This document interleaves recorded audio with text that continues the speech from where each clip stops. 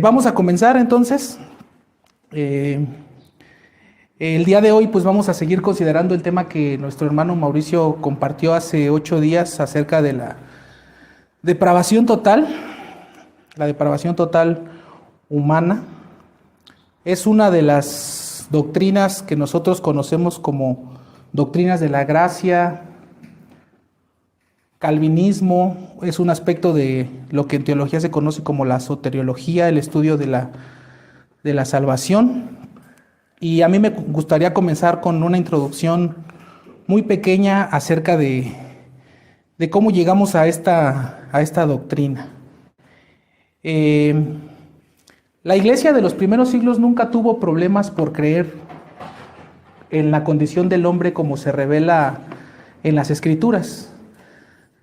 Los padres de la iglesia, los primeros hermanos, entendían y conocían perfectamente cuál era la condición en la que estaba el hombre.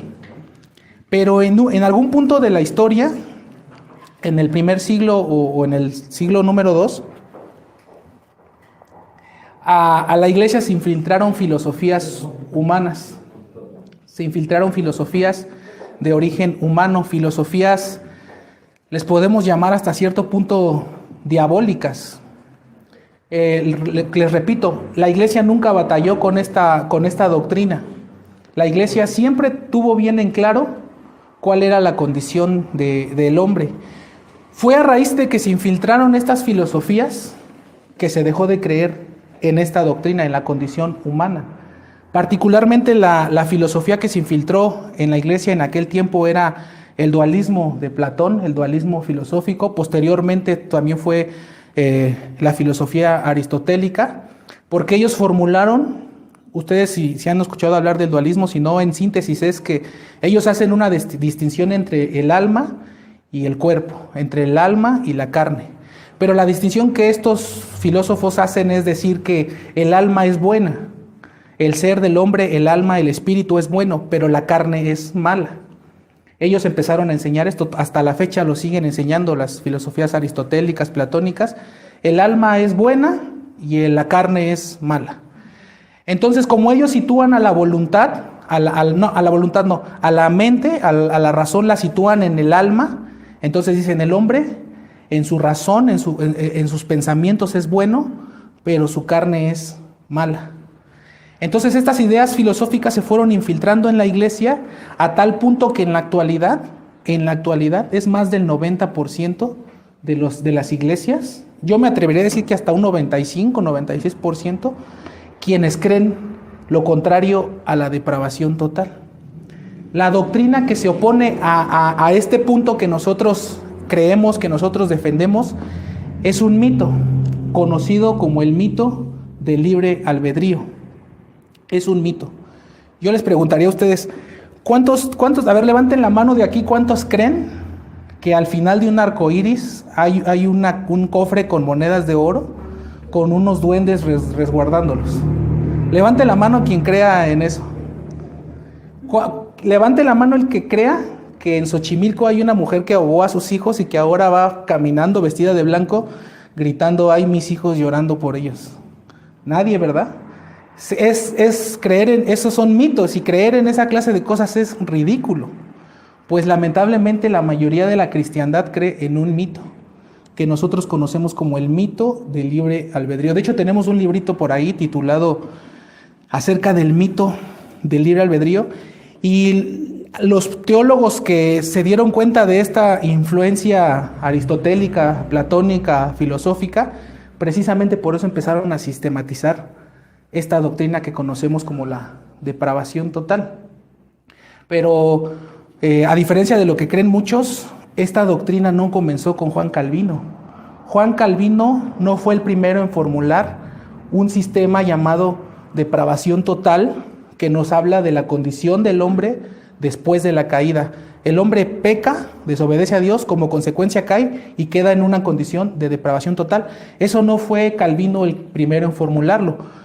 17 siglos más o menos antes, en el siglo III, antes de Calvino, el primero en formular esta postura fue el teólogo Agustín de Hipona, en la ciudad de Hipona. Él se dio cuenta de que muchos creyentes de ese tiempo, muchos movimientos en ese tiempo, estaban creyendo en esta filosofía aristotélica de que el hombre tiene la capacidad de poder elegir venir a Dios, y fue que él empezó a desarrollar estos puntos de la depravación total. No lo llamó la depravación total, esto ya vino con los seguidores de Calvino, pero la idea Agustín la creyó.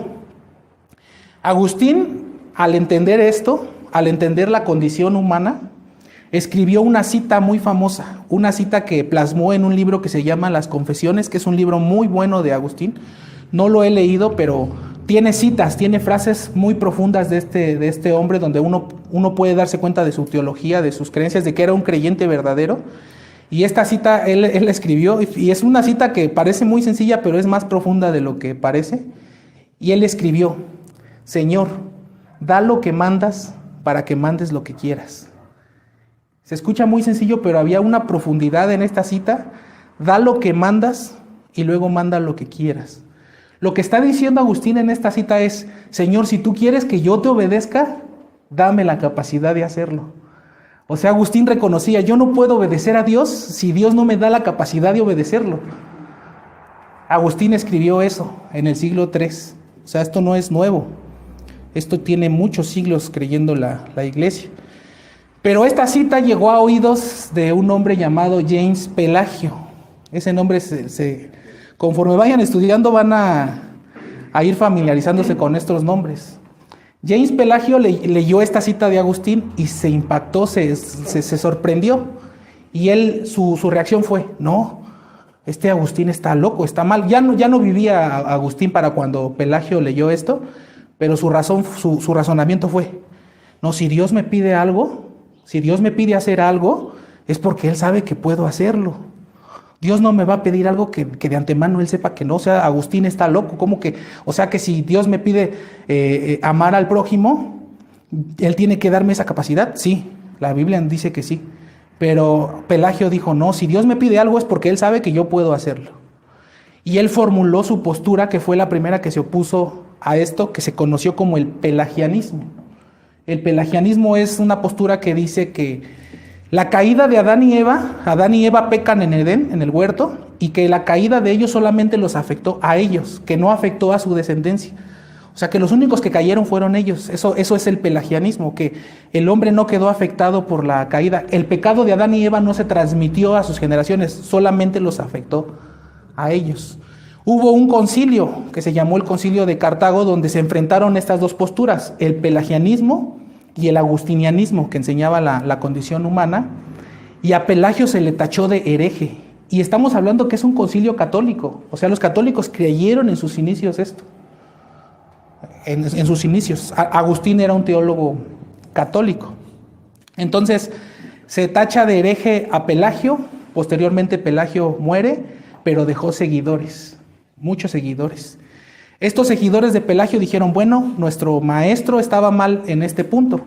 El pecado de Adán y Eva no solamente afectó a Adán y Eva, sino que se transmitió a todos. O sea, el pecado sí afectó a todos, pero no los afectó al grado de dejarlos completamente incapaces de volver a Dios.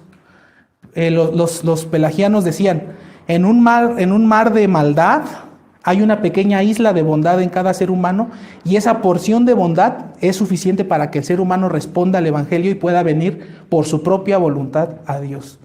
Esa postura fue conocida como el semipelagianismo. ¿Por qué es importante estos términos? Porque lo que ahora conocemos como arminianismo es lo mismo. En sus orígenes fue semipelagianismo. Y estas controversias que tuvo Pelagio contra Agustín posteriormente siguieron. Más adelante, siglos después, empezó otra controversia ahora entre Martín Lutero, el que comenzó la Reforma Protestante, y un teólogo católico muy respetado de esa época llamado Erasmo de Rotterdam. Ahorita nosotros veníamos platicando de este tema con el hermano Mauricio en el carro. Ahorita los teólogos se pelean por YouTube. Yo doy mi postura y al rato me contestan con otro video. O por Facebook. Pues en ese tiempo el Facebook y el YouTube eran libros. Entonces, Martín Lutero escribe un libro apoyando este punto y lo titula La esclavitud de la voluntad. Es decir, el hombre la voluntad humana no es libre, es esclava. Y Erasmo, en su muro de Facebook de ese tiempo, que eran las bibliotecas, Le responde con un libro, La libertad de la voluntad. Posterior al debate entre Erasmo y Lutero sigue ya el debate entre calvinistas y arminianos. Y ese debate está hasta la fecha. Nada más que en aquel tiempo la mayoría era calvinista, la mayoría era agustinianos, todos creían esto. Pero en la actualidad, los que creemos en esta doctrina bíblica somos muy poquitos. Yo diría que demasiado pocos. Por ejemplo, en Ciudad Neza yo por mi trabajo conocí muchas iglesias. Que conociera una entre todas esas que creyera esto, ninguna. ¿Cuántas iglesias podemos encontrar aquí en Toluca que crean lo mismo? A lo mejor sí hay, no podemos tampoco decir que estamos solos como Elías, ¿no? Estoy solo. Y le dice el Señor, no, yo he reservado a un grupo que no ha doblado sus rodillas. Debe de haber, pero somos la minoría. Somos la minoría. Entonces es importante conocer esto, la historia, el origen, y saber que la mayoría está creyendo una filosofía humana, una filosofía platónica, un mito. También es conocido como el mito de la independencia humana.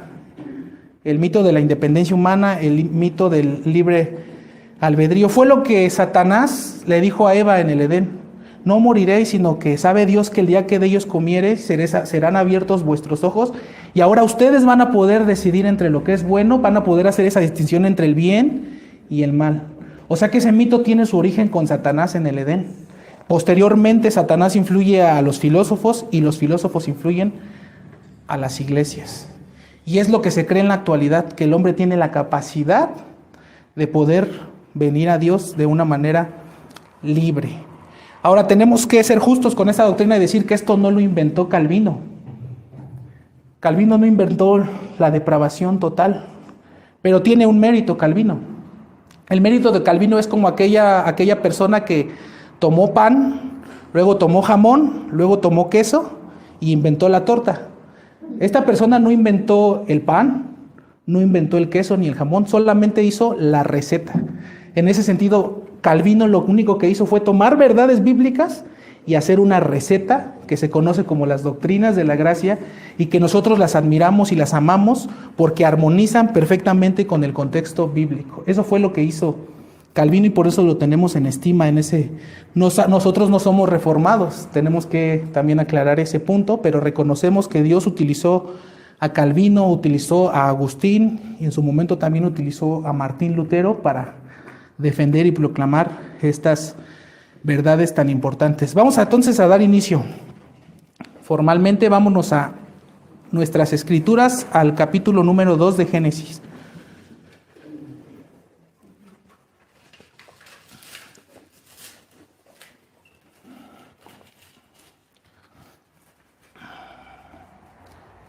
Génesis 2.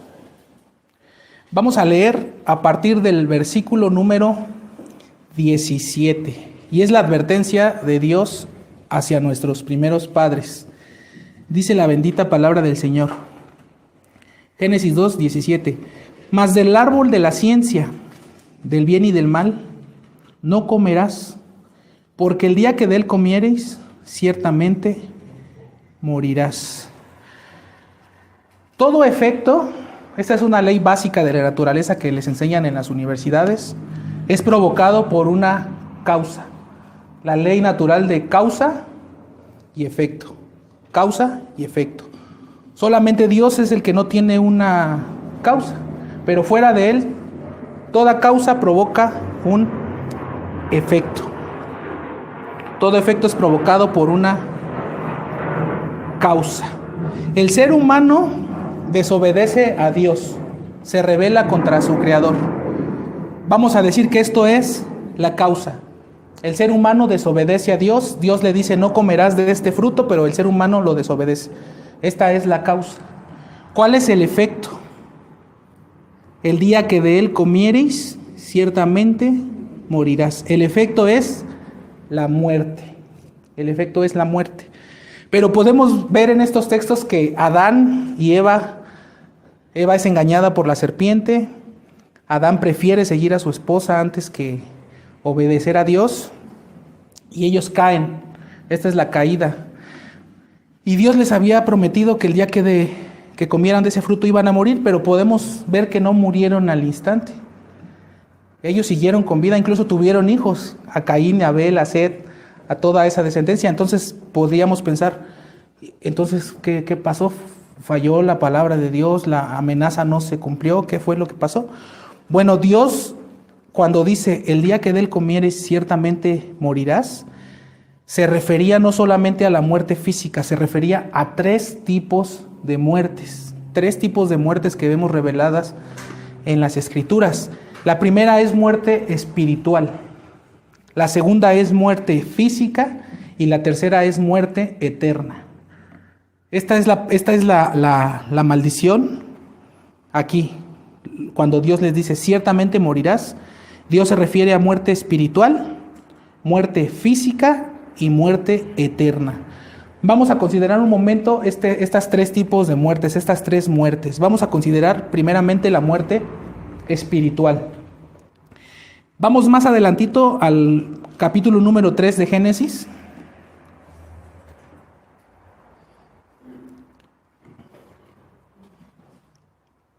Génesis 3, vamos a leer el versículo número 8, Génesis 3, 8.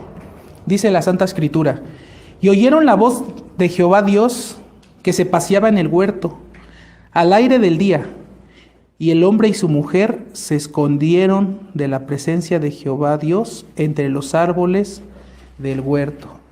Adán y Eva se esconden de la presencia de Dios. 2 seres que habían sido creados para tener comunión con Dios, para glorificar a Dios, para gozar de Dios para siempre, como dice nuestro catecismo, ahora se esconden de la presencia de Dios. Dice que, y el hombre y su mujer se escondieron de la presencia de Dios entre los árboles del huerto. La vergüenza de Adán y Eva eran tan grandes que cuando vieron que Dios se aproximaba, se escondieron. Podemos entender nosotros que Adán y Eva volvieron a hablar con Dios y volvieron a tener cierta comunión con Dios en parte, porque dice la Escritura que Dios fue a buscarlos a ellos. Si no hubiera sido Dios buscando a Adán y Eva jamás se hubieran vuelto a acercar a Dios. Su pecado, su vergüenza era tanta que ellos no hubieran buscado a Dios por sí solos. Vemos en esta narrativa que Dios fue el que los buscó a nuestros primeros padres. Esta es la muerte espiritual. Esta es la manifestación de la muerte espiritual. Dios los crea para tener comunión, ellos pecan y como consecuencia ahora se esconden de Él, huyen de Dios. Y Dios es el que tiene que ir a buscarlos. La muerte espiritual consiste en que el hombre se vuelve espiritualmente inútil. En eso consiste la primera muerte, la muerte espiritual. En cuanto a las cosas espirituales, el hombre ahora es inútil. Como dice la Escritura en este texto que todos conocemos, no hay quien entienda, no hay quien busque a Dios. Todos se desviaron, a una se hicieron inútiles. Está hablando en sentido espiritual. El hombre es útil en muchas áreas, como vamos a ver más adelante. Pero en sentido espiritual, dice la Escritura, es inútil. No hay quien haga lo bueno, no hay ni siquiera uno, dice.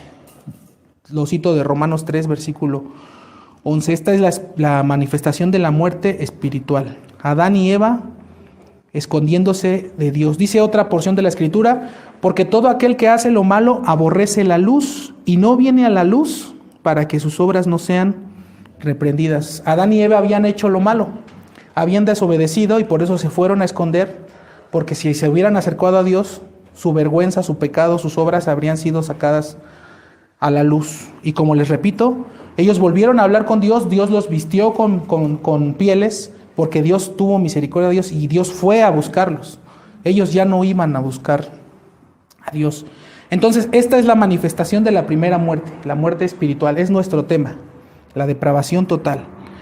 Vamos a considerar ahora la otra manifestación de la muerte, la promesa de Dios cumplida, la muerte física. Vamos a más adelantito en Génesis, en el capítulo 5 de Génesis.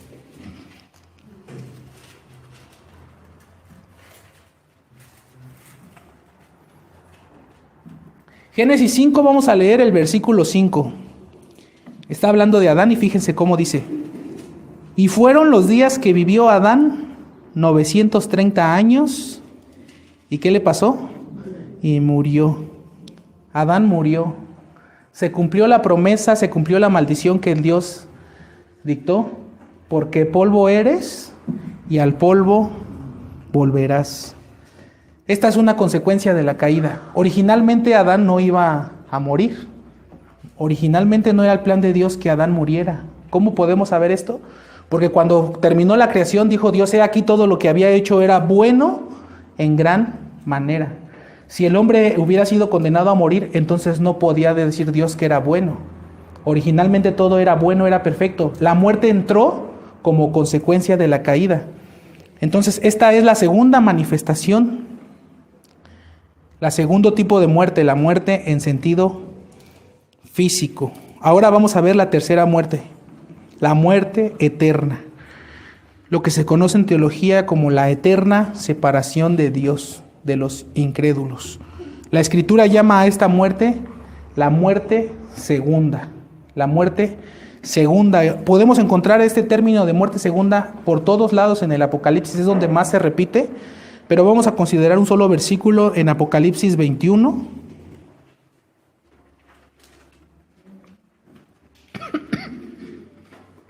Apocalipsis 21, en el versículo 8. Ya vimos dos manifestaciones de esta maldición de la muerte espiritual, la muerte física, Adán muriendo, y ahora vamos a ver la muerte eterna o la muerte segunda. Apocalipsis 21:8 dice la bendita palabra del Señor: pero los cobardes e incrédulos, los abominables y homicidas, los fornicarios y hechiceros, los idólatras y todos los mentirosos tendrán su parte en el lago que arde con fuego y azufre, que es la muerte segunda. Si han leído Apocalipsis pueden encontrar este término por muchas partes, la muerte segunda, que no es otra cosa más que el castigo eterno de Dios. El infierno, el lago de fuego, el Seol, el Hades y demás descripciones. Esta es la muerte segunda, también resultado de la caída. Entonces la desobediencia de nuestros primeros padres fue lo que le trajo miseria a esta raza humana. Muerte espiritual, muerte física y finalmente muerte eterna. Ahora aquí tenemos que considerar esto. Todos participamos de la muerte espiritual, todos, dice la Escritura, por cuanto todos pecaron y están destituidos de la gloria de Dios. Romanos 3, versículo 23. Todo hombre que nace en este mundo, todo hombre, todo bebé que nace en el ISSSTE o en el IMSS o en hospitales particulares, todo hombre que nace en este mundo, nace espiritualmente muerto. Espiritualmente muerto. El rey David dijo, en pecado me concibió mi madre. Este simple punto nos sirve para rebatir el antiguo dilema que también tienen los filósofos de ¿el hombre peca porque es pecador o es pecador porque peca? Es un antiguo dilema que tiene la psicología y que tiene la filosofía. ¿El hombre peca porque es pecador o el hombre es pecador porque peca? ¿Qué es lo que están diciendo con esto?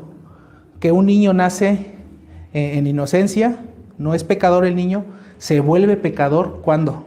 Cuando comete su primer pecado. Entonces ellos dicen, el hombre es pecador porque peca, pero la Escritura dice lo contrario. El niño no se vuelve pecador cuando peca, el niño nace pecador. ¿Y cómo lo podemos demostrar? Porque peca. O sea, los niños nacen pecadores y por eso pecan. Incluso podemos ver los efectos de la caída en los niños. Es muy sencillo de ver los efectos de la caída en los niños. Por ejemplo, ¿cuáles son las primeras palabras de un niño? Algunos dicen ma, pa, no. Las primeras palabras son no. Cómetelo todo, no. Ya métete, no. O sea, la negativa a su autoridad. Deja en paz a tu hermanito, no. Ahí podemos ver los efectos de la caída en los niños. Ustedes también conocen esto. Cuando un matrimonio joven tiene a su segundo hijo, ¿Qué le preguntan al matrimonio? Oye, ¿y Pablito no se puso celoso de su hermanito? Los niños no se ponen celosos. Lo que pasa es que como dejó de ser el centro de atención y ahora todos quieren besar al bebé, quieren agarrarle el cachete al bebé, Pablito se siente bien mal porque su orgullo desde niño lo está manifestando. Él quiere ser el centro de atención como antes lo era, pero como ahora ya llegó un bebé más tierno, más abrazable, ya no le hacen caso a Pablito y por eso se enoja. No se pone celoso. Lo que pasa es que le están dando en su orgullo. ¿Y qué pasa con ese bebé? A veces ni tiene hambre, ni tiene sed, ni está cansado, pero llora. Es como si el llanto estuviera diciendo, pónganme atención, aquí estoy.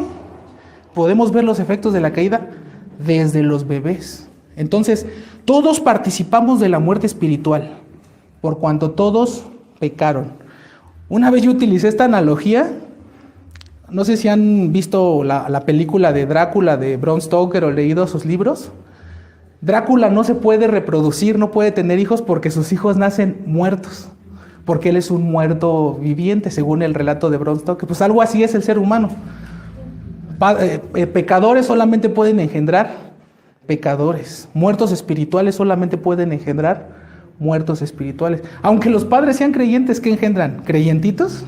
No. Engendran muertos espirituales. Entonces todos participamos de la muerte espiritual. Estamos hablando de los 3 tipos de muerte. También todos vamos a participar de la muerte física, dice la Escritura, y de la manera que está establecido para los hombres que mueran una sola vez y después el juicio. Hebreos 9, 27. Todos vamos a morir. Si algo tenemos seguro en esta vida, es la muerte. Desde el momento en el que nacemos, que dimos nuestro primer llanto, que el doctor nos dio una nalgada para que lloráramos para ver si estábamos saludables, desde el momento en el que nacemos comenzamos una carrera hacia la muerte, desde el momento en el que nacemos. Para algunas personas esa carrera es larga, 80, 90, 95 años, 78 años. Para muchos esa carrera es larga, para otros es una carrera muy corta, 20 años, 16 años.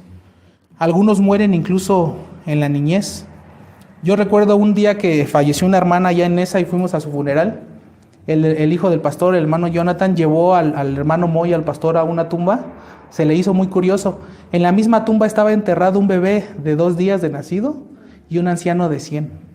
En la misma, estaban ahí las inscripciones. ¿Ya ven que ponen la fecha? Entonces, desde el momento en que nacemos, comenzamos una carrera hacia la muerte. Todos vamos a morir. Incluso yo puedo decir con seguridad, sin temor a equivocarme, que dentro de 100 años ninguno de los que estamos aquí en este salón vamos a estar con vida. Dentro de 100 años ni los chiquitos ya estaremos con vida.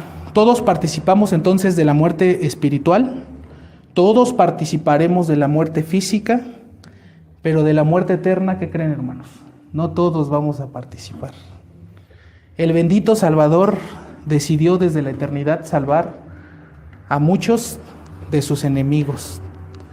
El bendito Salvador decidió salvar a muchos. Entonces estas fueron las consecuencias de la caída. Muerte espiritual, muerte física y muerte eterna. El hermano Mauricio ya explicó muchas cuestiones acerca del estado del hombre, del estado en el que quedó como consecuencia de la caída. Como él dijo, es un reporte médico lo que hizo. Le pasó radiografía al ser humano y el diagnóstico pues no fue muy alentador. Ahora lo que yo quiero considerar en este día son 3 sencillos puntos, nada más 3, en forma de 3 preguntas. Vamos a contestar estas 3 preguntas y yo creo que al contestarlas vamos a tener más luz acerca de este tema. La primera pregunta es, si el hombre es tan malo, ¿por qué hay incrédulos que a veces se comportan de una manera decente? Si el hombre está totalmente depravado, ¿por qué hay hombres que se comportan de una manera decente? Esa es la primera pregunta. La segunda pregunta que vamos a considerar el día de hoy es, ¿cómo puede ser el hombre responsable de arrepentirse? ¿Cómo puede ser el hombre responsable de guardar la ley si no puede? El hombre no puede guardar la ley, sin embargo es responsable de guardar la ley. Esa es la segunda pregunta. Y para finalizar, la tercera pregunta es, ¿cuáles son las implicaciones prácticas? ¿Cuál es el valor de esta doctrina de la depravación total? Vamos a considerar estos tres sencillos puntos. Vámonos con el punto número 1. Si el hombre es tan malo, porque hay incrédulos que a veces se comportan de una manera decente. ¿Por qué? Bueno, con depravación total no nos referimos a que el hombre es tan malo como pueda llegar a serlo. No creemos que el hombre es tan malo como pueda llegar a serlo. Es por eso que muchos maestros no les gusta el término depravación total. No es que estén en contra, no les gusta usar este término porque consideran que es un término que puede ser confuso. Yo entiendo por qué no les gusta usarlos, a mí sí me gusta usarlo, pero entiendo por qué lo hacen. Por ejemplo, ellos han utilizado o prefieren utilizar el término inhabilidad total, refiriéndose a que en cuanto a las cosas espirituales el hombre es incapaz. Otros le llaman precisamente incapacidad total. Otro término que también me gusta mucho es corrupción radical. El chiste es que no les gusta este término porque dicen que puede ser confuso, y sí puede ser confuso. Si no lo explicamos a la hora de enseñarlo, puede ser confuso, porque alguno puede pensar, pero es que mi padre no es creyente, pero yo no creo que sea un depravado total. Él saluda a sus vecinos, él es una persona honesta, no se mete con nadie, no causa problemas. ¿Por qué dices que está depravado nomás por no ser creyente? Pueden malinterpretarlo y pensar que nosotros hablamos de una depravación absoluta. No creemos en una depravación absoluta, es depravación total. Entonces, la depravación total no significa que el hombre sea tan malo como pueda llegar a serlo. Lo que sí significa depravación total es que como consecuencia de la caída, el hombre fue afectado en toda su esencia. Toda la personalidad del hombre fue afectada. Y como sabemos, y si no lo sabemos, hoy lo vamos a aprender, el hombre esencialmente se compone de tres cosas. Todos nosotros tenemos tres cosas en nuestra esencia. Todos tenemos una mente, es nuestra razón, nuestros pensamientos. Todos tenemos emociones, nuestros sentimientos, nuestros afectos, lo que amamos. Y todos tenemos una voluntad, nuestros actos, lo que hacemos. Esa es la esencia del ser humano: mente, emociones y voluntad. Entonces la depravación significa que como consecuencia de la caída, las tres facultades del ser humano quedaron afectadas. Quedaron afectadas la mente, las emociones y la voluntad. Por ejemplo, vamos a considerar cómo la caída afectó la mente del ser humano. El ser humano ha utilizado su mente, su razón, su inteligencia para hacer muchas cosas buenas.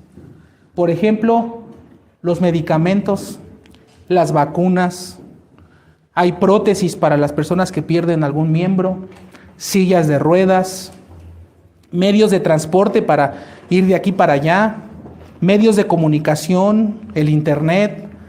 El hombre ha utilizado su mente para crear cosas muy buenas.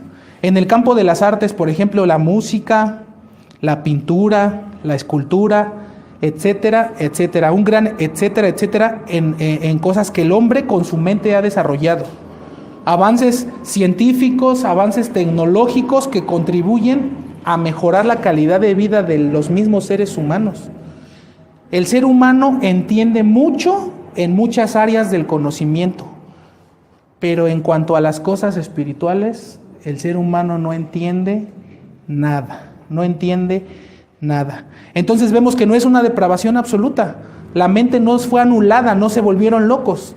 Entienden en muchas áreas, pero en cuanto a las cosas de Dios, no entienden nada. Miren, vamos al Salmo 14.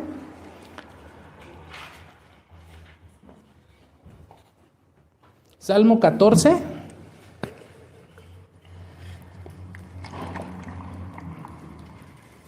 Cuando el apóstol Pablo hace esta tremenda declaración en Romanos 3:11 de que no hay quien entienda y no hay quien busque a Dios, Pablo lo está retomando del Antiguo Testamento. Está haciendo una referencia precisamente a este salmo. Y es el Salmo 14, a partir del versículo 2. Dice la Escritura: Jehová miró desde los cielos sobre los hijos de los hombres. ¿Qué andaba buscando el Señor? Para ver si había algún entendido que buscara a Dios. El Señor andaba buscando un entendido. Sabemos que está haciendo esto es un antropomorfismo, es una ironía. O sea, Dios no busca, Dios es omnisciente, Él sabe. Es para enseñarnos esta verdad. Jehová miró desde los cielos sobre los hijos de los hombres, que estaba buscando, para ver si había algún entendido que buscara a Dios. ¿Y qué fue lo que encontró? Versículo 3. Todos se desviaron, a unas se han corrompido, no hay quien haga lo bueno, no hay ni siquiera uno. En cuanto a las cosas espirituales, dice el versículo 4, no tienen discernimiento todos los que hacen iniquidad, que devoran a mi pueblo como si comiesen pan, y a Jehová no invocan. En cuanto a las cosas espirituales, el ser humano no entiende nada. Incluso podemos decir que los más sabios de este mundo son los más necios. Stephen Hawking, por ejemplo, toda su sabiduría que tenía, ¿para qué le sirvió? Para volverse ateo y negar la verdad más grande en el universo, que tenemos un creador. Entonces, en cuanto a las cosas espirituales, el ser humano no entiende absolutamente nada. Según algunos salmos, hermanos, hasta los animales entienden que hay un creador y lo alaban. Según el Salmo 148 y el Salmo 104, hasta los animales entienden que hay un creador y lo alaban. Pero el ser humano, el que lleva su imagen, es el más necio. El ser humano, el que lleva su imagen, dice, el necio en su corazón, no hay Dios, dice el versículo 1 de este salmo que acabamos de leer. Es increíble, ¿no? Que hasta los animales entiendan que hay un creador, pero el que lleva la imagen de Dios no lo entiende. El que lleva su imagen es el más necio. Y esto de la falta de entendimiento podemos verlo en la práctica. Por eso hay tantas sectas, porque no entienden. Por eso el ateísmo, porque no entienden. Por eso tanta idolatría, porque el ser humano, su facultad del entendimiento fue afectada. No fue anulada, fue afectada, y en cuanto a las cosas espirituales no hay quien entienda. Como dice otra parte de la palabra, pero el hombre natural, es decir, el hombre no regenerado, el hombre caído, pero el hombre natural no percibe las cosas que son del Espíritu de Dios, porque para él son locura. Lo más sensato de este mundo, para el ser humano es locura. Y lo más absurdo, eso sí es valioso. Así quedó afectado el entendimiento del ser humano. Vamos a ver ahora cómo fueron afectadas también sus emociones. No solamente fue afectado su entendimiento, su razón, sino también sus emociones. Y para ello les pido que abramos el Evangelio de Juan. Vamos a nuestras escrituras en el Evangelio de Juan, versículo 3.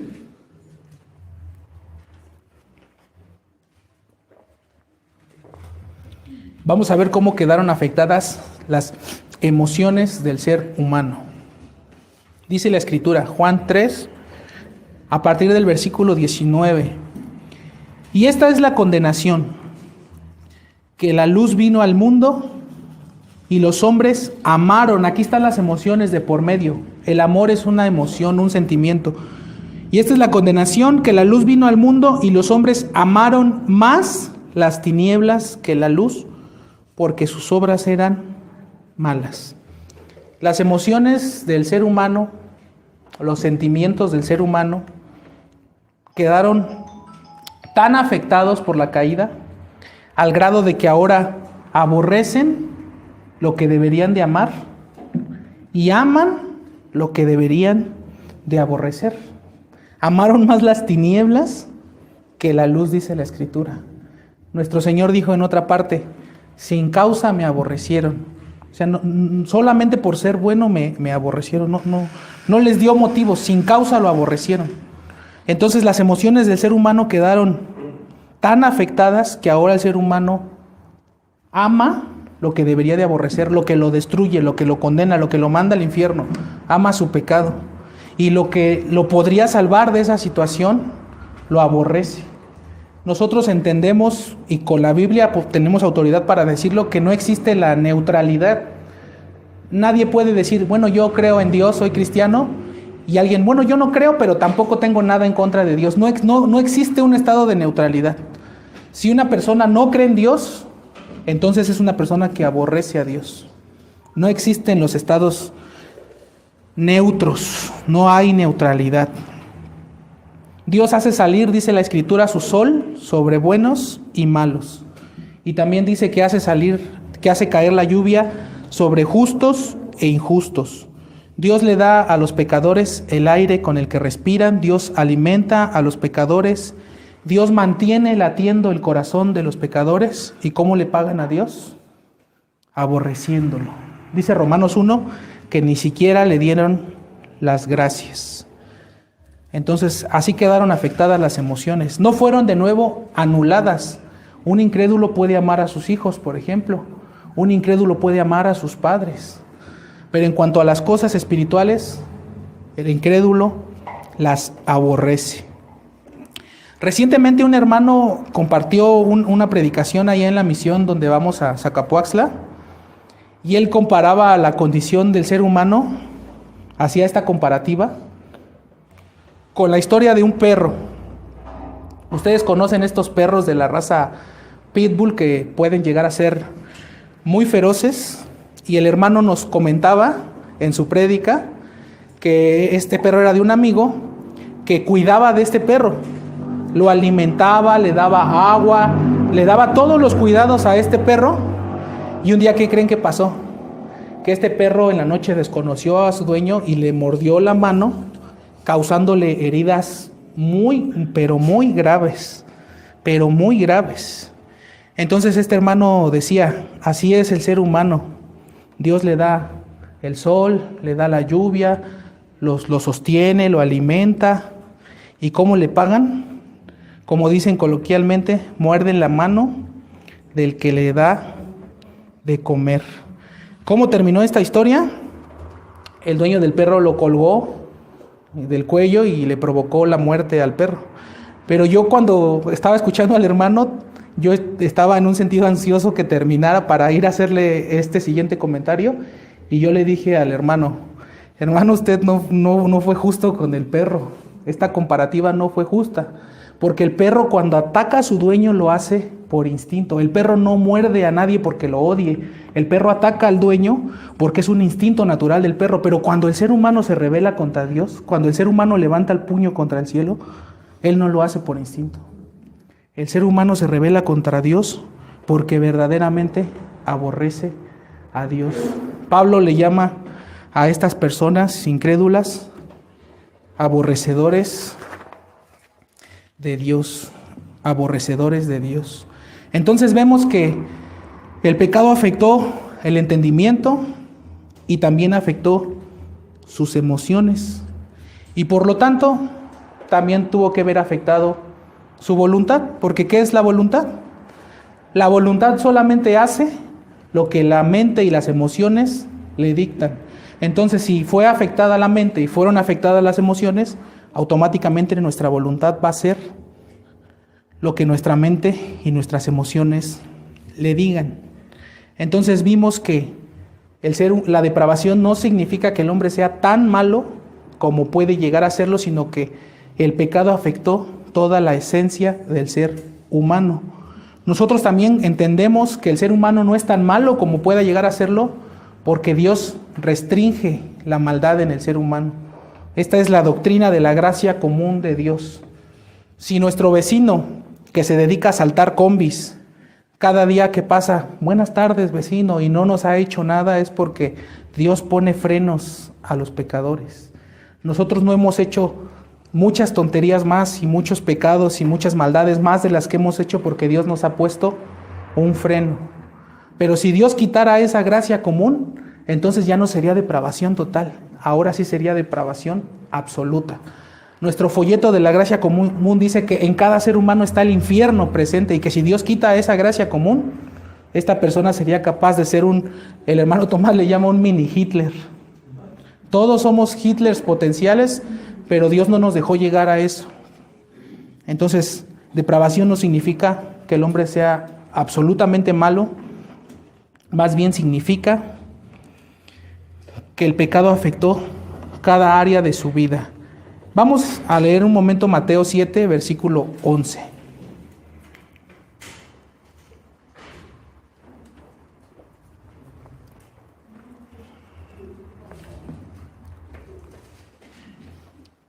Mateo 7, versículo 11.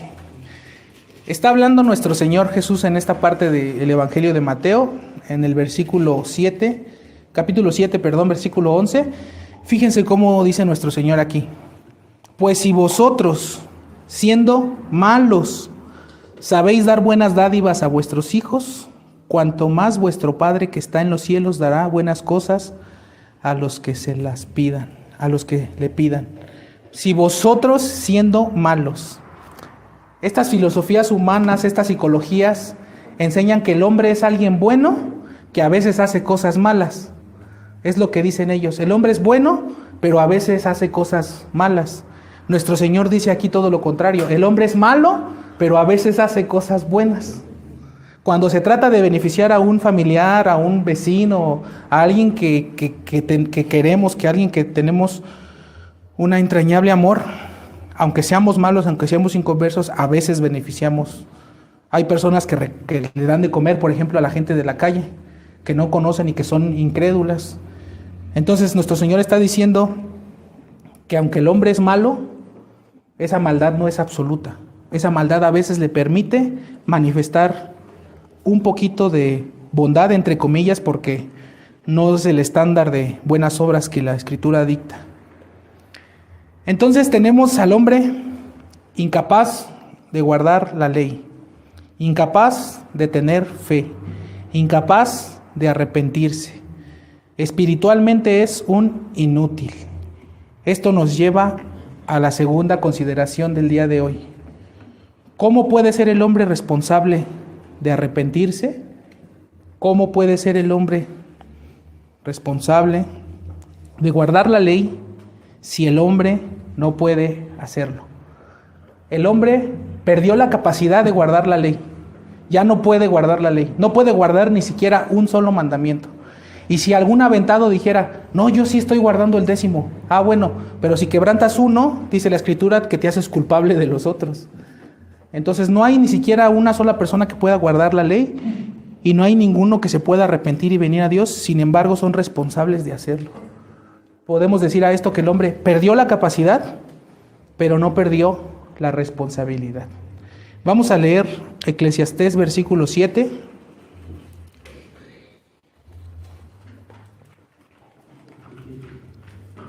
Eclesiastés, en su versículo 7, Salomón también entendía estas verdades. Y dice el versículo número 29 de Eclesiastés, fíjense cómo dice aquí Salomón: he aquí, solamente he hallado esto, que Dios hizo al hombre recto, pero ellos buscaron muchas perversidades. He aquí solamente he hallado esto, que Dios hizo al hombre recto. El hombre era perfecto, el hombre era bueno, el hombre era recto. ¿Pero Dios tuvo la culpa? No, dice el texto, pero ellos buscaron muchas perversiones. El hombre era recto, el hombre era perfecto, pero también el hombre original tenía la capacidad de obedecer o desobedecer a Dios. Nosotros no tenemos esa capacidad. Esa capacidad la perdimos con la caída, pero Adán sí tenía esa capacidad. Adán pudo haber obedecido a Dios o pudo haber elegido desobedecerle. Por eso, por esa capacidad que Dios le dio a Adán, lo puso a prueba. Lo puso en el huerto, permitió que se introduciera ahí el tentador, y Adán y Eva fueron puestos a prueba. Y sabemos cómo terminó esa prueba. Entonces, ¿quién es responsable por la caída? No es Dios. No es Dios. Hay teólogos, hay posturas A lo mejor algún día se escucha nombrarlas o tienen la oportunidad de estudiarlas, el supralapsarianismo o infralapsarianismo en la teología, y una de esas posturas pone a Dios como el autor del pecado. Pero nosotros sabemos que esto no es así. El responsable por la caída es Adán. Él es el responsable de la caída, nuestros primeros padres, Adán y Eva. Entonces, Adán tenía la capacidad de obedecer, pero también tenía la capacidad de desobedecer, y sabemos lo que eligió. Adán eligió desobedecer a Dios. Voy a poner este ejemplo que se me hace un ejemplo que puede darnos mucha claridad en esto, muy fácil de asimilar y de entender.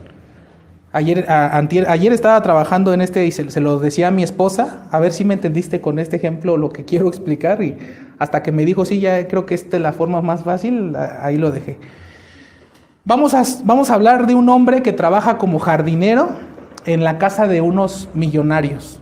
Él es el jardinero, trabaja en una casa de gente de mucho dinero. Y un día va entrando el patrón y le dice a este jardinero, oye, ¿me puedes hacer un favor? ¿Puedes ir a recoger un carro aquí a la agencia? Ve a la Mercedes-Benz y ve por mi carro. Te van a cobrar $1,000,000, por favor ve y saca mi carro y me lo traes. Entonces este jardinero sale de esta mansión y ve el dinero y se ve tentado, y ve el dinero y se ve tentado. Él tiene cómo ir por el carro y tiene el recurso para sacar el carro, pero él se ve tentado con el dinero y la tentación le gana. Entonces va por su familia a su casa y se los lleva a una plaza comercial. Y empiezan con las compras, relojes, ropa, celulares, joyería, electrodomésticos. Total que se gasta $1,000,000. Él tenía que ir por el carro y tenía que pagarlo, pero se terminó gastando $1,000,000.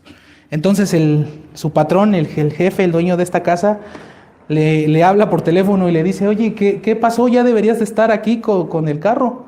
Necesito ya mi carro, ya te tardaste mucho. Y este hombre le contesta, ¿qué cree, jefe? No le voy a poder llevar el carro. ¿Cómo que no me lo vas a poder llevar? Lo que pasa es que ya me gasté el dinero.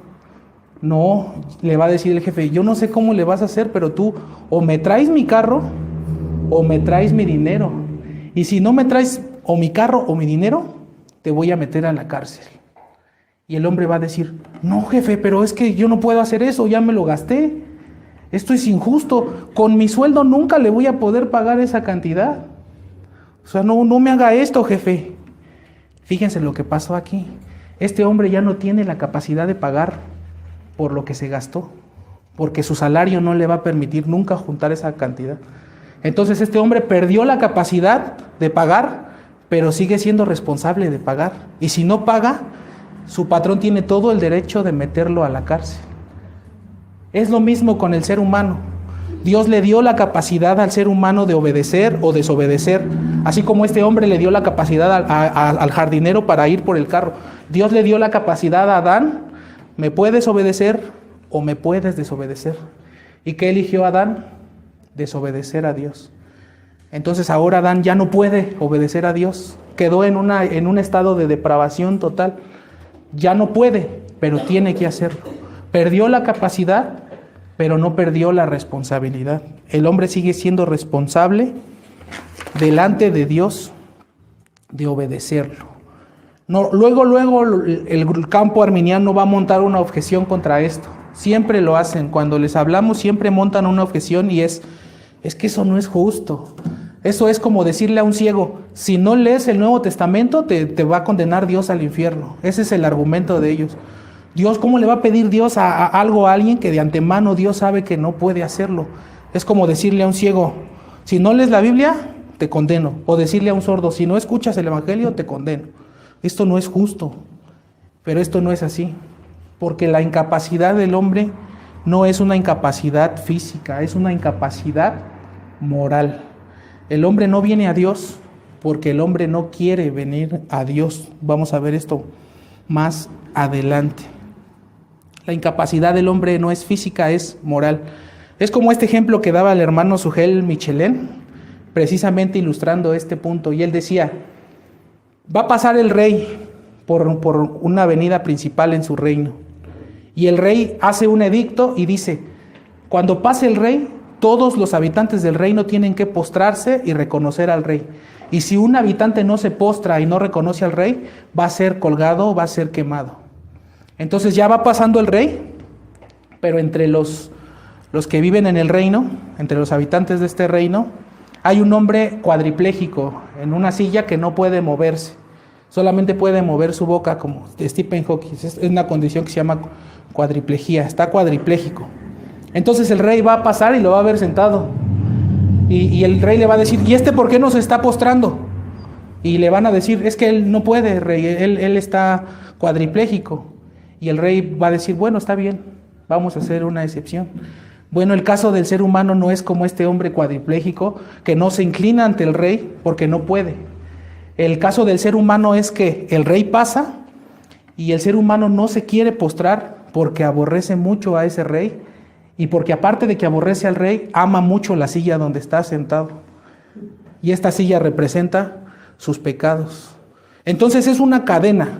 Podemos ver aquí una cadena en la depravación humana. El hombre no puede venir a Dios porque el hombre no quiere venir a Dios. Y el hombre no quiere venir a Dios porque el hombre aborrece a Dios. Y el hombre aborrece a Dios porque el hombre ama su pecado. Esta es la cadena. No puede venir porque no quiere venir. Y no quiere venir porque aborrece a Dios. Y aborrece a Dios porque ama su pecado. Entonces el hombre perdió la capacidad de arrepentirse, perdió la capacidad de guardar la ley, perdió la capacidad de obrar cualquier cosa para un bien espiritual, de prepararse para la salvación, perdió toda capacidad. Sin embargo, el hombre sigue siendo responsable. Dice la Escritura, comparando la condición humana, que son ciegos espirituales, sordos espirituales. Y la mejor descripción de la Escritura, muertos. Espiritualmente son cadáveres, espiritualmente muertos. Entonces, ¿cómo puede seguir siendo el hombre responsable? Si ya no puede arrepentirse es porque él tuvo la oportunidad de obedecer y la desperdició. Ahora no puede arrepentirse, pero tiene que arrepentirse. Dice la Escritura que Dios manda a todos los hombres en todo tiempo a que se arrepientan. No les está preguntando si pueden, los manda a que se arrepientan.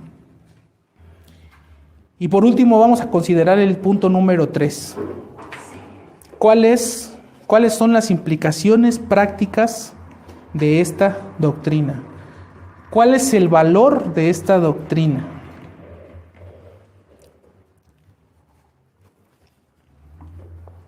Y vamos a ver solamente, son 4 implicaciones de esta doctrina.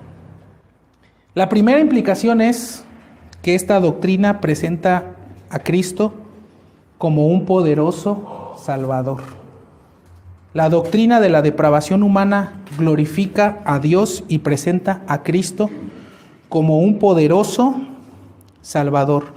Si el hombre está verdaderamente depravado, si el hombre está verdaderamente muerto en sus delitos y pecados, solo un poderoso Salvador puede salvar al hombre de esta condición.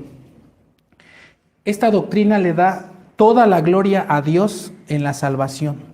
Esta doctrina le da toda la gloria a Dios en la salvación. Las posturas arminianas le quitan gloria a Dios en la salvación y se la dan al hombre. Porque si el hombre colabora en su salvación, si el hombre pone de su parte en su salvación, entonces ya no es toda la gloria para Dios, ya también es la gloria para el hombre. Aunque no lo digan los arminianos, su teología formularia que ellos pueden decir, Dios me salvó, pero yo también puse de mi parte. Eso es lo que creen los arminianos. A lo mejor no lo saben, porque muchos arminianos ni siquiera saben que son arminianos, pero eso es lo que está en el fondo de sus doctrinas. Yo puse de mi parte, Dios me salvó, pero yo también puse de mi parte. Yo respondí con mi libre albedrío. Les hemos preguntado, el hermano Moy y yo también le he preguntado a uno que es pastor aquí en Satélite, a ver, ¿tú por qué crees que tú eres creyente y tu vecino no? Porque yo quise, porque cuando a mí me hablaron del evangelio yo respondí positivamente. Entonces, La depravación le da toda la gloria a Dios y pone a Cristo como un poderosísimo Salvador. Pero la doctrina contraria, el mito del libre albedrío, le quita gloria a Dios y le da gloria a los hombres. Y a nosotros el hermano Tomás nos ha enseñado un principio. ¿Cómo sabemos que una doctrina es bíblica? Si glorifica a Dios. Y el arminianismo no glorifica a Dios, glorifica a los hombres. Dios me salvó, dicen, pero yo también puse de mi parte. Entonces la primera implicación de esta doctrina es que exalta a Cristo como un poderoso Salvador y le da toda la gloria de la salvación al Señor. La segunda implicación va dirigida hacia los creyentes. Y la segunda implicación es que esta doctrina debería producir en los creyentes un corazón sumamente agradecido. Esta doctrina debe producir en cada creyente un corazón sumamente agradecido. Todo creyente sincero puede reconocer, es que yo no buscaba a Dios, yo huía de Dios, yo no quería saber nada de Dios, yo no quería saber nada de su palabra, yo no quería saber nada de los cristianos. Yo no sé si algunos de los que están aquí antes de ser creyentes tuvieron familiares creyentes. Yo tenía unas tías que eran presbiterianas y ellos hacían fiestas en su casa y nos invitaban, y toda mi familia, incluso yo era el más hostil, decíamos, no hay que ir, va a estar lleno de hermanos. No queríamos saber nada de los creyentes, no queríamos saber nada de los hermanos. Decíamos sobre los creyentes, todos son unos hipócritas, vivíamos sin Dios, vivíamos sin esperanza, como dice la Escritura, sin esperanza y sin Dios en el mundo. Todos los creyentes teníamos un vacío enorme en nuestros corazones que tratábamos de llenar con vicios, tratábamos de llenar con pecados, con placeres, con pasiones. Así andábamos todos nosotros. Pero un día un buen hermano se nos acercó y nos presentó a un precioso Salvador, crucificado, inmolado en la cruz, muerto para salvar pecadores como nosotros. Y mientras nos presentaban a ese Cristo crucificado, nuestros ojos fueron abiertos, nuestros corazones fueron abiertos como el corazón de Lidia. Y con estos ojos y corazones abiertos vimos nuestra terrible condición en la que estábamos. Pero también vimos a un Cristo sangrante en la cruz. Y creímos que ese sacrificio fue a favor nuestro. Cuando entendemos en qué condición estábamos, en una condición de depravación total, esto debe producir en cada creyente un corazón sumamente agradecido. Todo creyente sincero también puede exclamar, Señor, te encontré, pero yo no te buscaba. Te encontré cuando no te buscaba. Como dijo un ciego en la Escritura, solamente una cosa sé, que habiendo sido ciego, ahora yo veo. Como dice este precioso himno que no encontramos hace rato, Sublime Gracia, dice una parte de la estrofa, fui ciego, mas hoy miro yo, perdido, y Él me halló. Él me halló, yo no lo hallé. Yo andaba perdido, ciego, muerto en mis pecados, pero Él me halló, Él me fue a buscar. Así como Jesús dijo, es necesario que pase por Samaria, un día dijo, es necesario que pase por San Mateo, es necesario que pase por Ciudad Neza, para buscar a pobres pecadores como nosotros. Entonces la primera implicación, exalta a Cristo como un poderoso Salvador y le da toda la gloria a Dios en la salvación. La segunda implicación, debe producir en los creyentes corazones sumamente agradecidos con el Señor. La tercera implicación tiene que ver con la vida de la iglesia. Y la tercera implicación es que esta doctrina ayuda a las iglesias a conocer su verdadero propósito, su verdadera función en esta tierra. Esta doctrina es la que le da claridad a la iglesia para saber su verdadero propósito, su verdadera función en este mundo. El gran predicador, el hermano Charles Spurgeon, escribió esta frase hace casi 200 años. Parecía que si fuera profeta el hermano por lo que escribió. No es profeta y no creía en profetas. No se confundan los que nos pueden llegar a escuchar de círculos carismáticos. Sin embargo, parece que lo que dijo lo estaba profetizando. Fíjense lo que escribió Charles Spurgeon.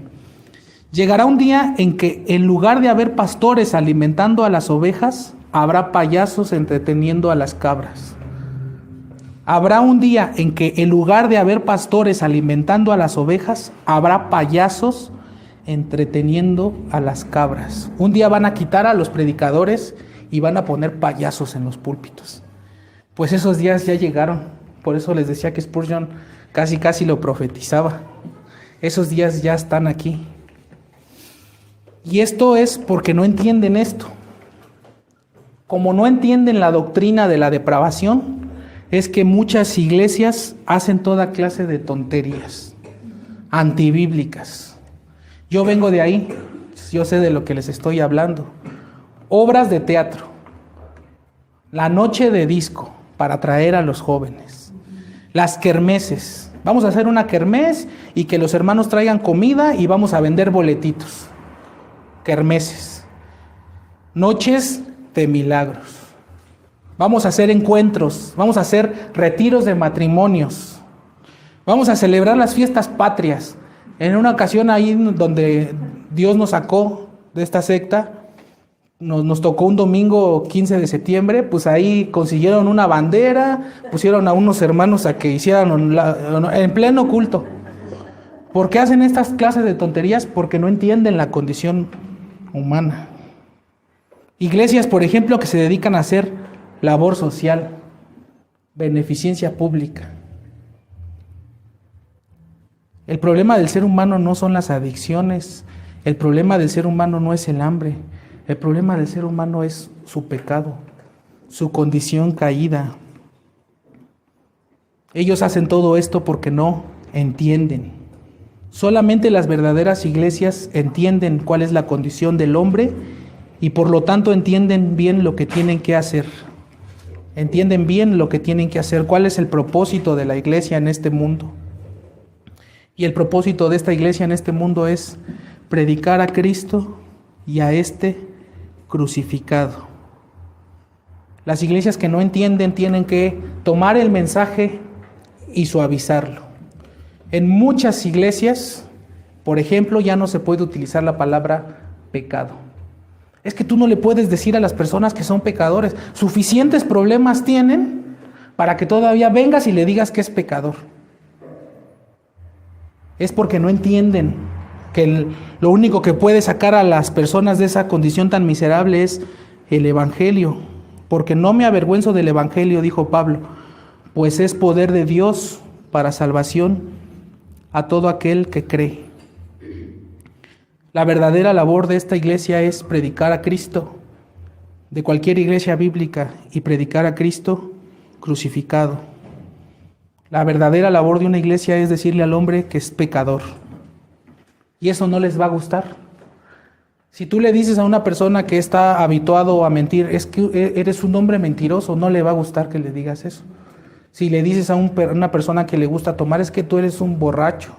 Al pecador por naturaleza no le gusta que le digas que es pecador. No le gusta al ser humano que se le señalen sus pecados. Pero esa es una función de la iglesia. Predicar la ley. Ponerle los 10 mandamientos y decirles, ¿cuántos has quebrantado? Todos. Predicar la ley, predicar a Cristo crucificado y orar por los pecadores. Decirle a los pecadores que la ira de Dios está sobre su cabeza por haber quebrantado su ley y que un día habrá un juicio.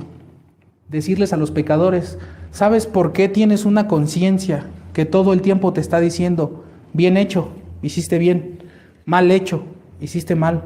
Una conciencia que solamente se dedica a ejercer juicios de valor. Es un juicio, tu conciencia es un juicio. Te dice a veces, hiciste bien, pero más veces te dice, esto que hiciste está mal. Recordarles a los pecadores que tienen una conciencia, porque Dios nos las puso para recordarnos que esta vida termina en un juicio. Para eso nos dio una conciencia, para recordarnos que la vida se acaba en un tribunal, se acaba en un juicio. Y la otra labor principal de la iglesia es orar por esos pecadores. Decirles a los pecadores que Dios es misericordioso y que ha enviado a su propio Hijo a sufrir el castigo que pecadores como nosotros merecíamos. Y que poniendo nuestra confianza en lo que Él hizo, en su sacrificio, podemos ser salvos. Esta es la labor de una verdadera iglesia. Y solo los que entendemos este punto podemos cumplir con esta labor y dejarnos de tantas tonterías que muchos practican en este día. Tal vez alguno de los que esté aquí en este mismo salón, en este mismo lugar, todavía esté en esta condición de depravación total. Y como les decía sobre lo que les habló el hermano, el anterior domingo, el diagnóstico del ser humano no es muy alentador. Sin embargo, todo esto no es para desanimarlos. Al contrario, esto debería de darnos ánimo. Esto es para darnos ánimos. Cristo sigue perdonando pecadores. Cristo sigue ofreciendo su salvación el día de hoy. Por ejemplo, en mi caso, me gusta mucho este ejemplo que da C.S. Lewis. Yo, Gerardo, no necesito que nadie me diga a qué sabe una naranja. ¿Por qué? Porque yo ya he probado esa naranja. No necesito que nadie me lo diga, porque yo ya la he probado. Entonces tampoco necesito que nadie me diga que el hombre es malvado, porque yo mismo soy un hombre. Y si Dios pudo salvar a un infeliz como yo, como dice este himno, que a un infeliz salvó, si Dios pudo salvar a un pecador como yo, puede salvar a cualquiera, hermanos. La última implicación es que la depravación no quita la responsabilidad. La depravación no te quita tu responsabilidad. Si tú estás en esta condición, ya expusimos que eso no te exime, no te quita la responsabilidad. Nosotros amamos la doctrina de la justificación por la fe sola, amamos la doctrina de la gracia. Sin embargo, también Dios dice en su palabra: esforzaos por entrar por la puerta angosta. Ayer también meditaba con mi esposa esto que se me vino a la mente, y yo le decía: ¿sabes cómo es la única forma en la que un pecador se dé cuenta que no puede dejar el pecado? ¿Cuál es la única forma en la que un pecador se da cuenta que no puede dejarlo? Por lo menos tiene que intentarlo para darse cuenta que no puede. Por lo menos debería de intentarlo.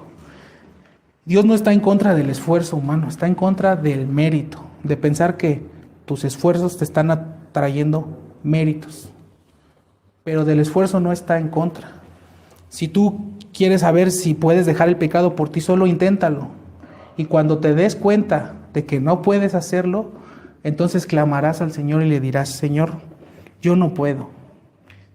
Dirás como dijo Agustín: si tú quieres que yo te obedezca, dame la capacidad de hacerlo. O como dijo otro personaje a nuestro Señor Jesucristo: ayuda a mi incredulidad. Si tú has estado batallando con esto y todavía no has sido salvo, dile esto al Señor: Señor, yo no puedo creer, ayuda a mi incredulidad. Y dice la Escritura que Dios no rechaza a un corazón contrito y humillado. Ven a Cristo hoy, hermano. Amigo que estás aquí, ven a Cristo. Tal vez mañana pueda ser tarde. Tal vez mañana pueda ser demasiado tarde. Ven hoy a Cristo. Que Dios nos ayude a poner en práctica estas implicaciones, a no querer persuadir a las personas con testimonios, con toda clase de tonterías que a veces caen, sino a predicar a Cristo únicamente y a este crucificado. Vamos a orar, hermanos. Padre nuestro, bendito Señor y Salvador, estamos muy agradecidos contigo porque nos muestras estas verdades antiguas que están reveladas por todos lados en tu palabra. ¿Cómo pagarte, Señor, por tremenda salvación, por tal revelación? ¿Cómo pagarte porque enviaste a Cristo a morir por pecadores como nosotros? Señor, produce en nosotros corazones agradecidos, corazones que quieran ir a compartir el Evangelio con los perdidos. Perdónanos porque hemos callado muchas veces. Danos valor para hablarles a los perdidos. Danos lágrimas por ellos, principalmente por los de nuestras familias. Ayúdanos a poner en práctica estas doctrinas, que no solamente las tengamos en la mente, sino que bajen a nuestro corazón y las podamos manifestar.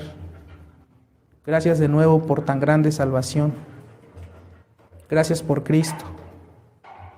Bendice hoy este sermón, que haga eco en las conciencias de los que hoy escucharon, y que en el resultado y que en estas cosas tú recibas la gloria, pues te las pedimos en el nombre de Jesús. Amén.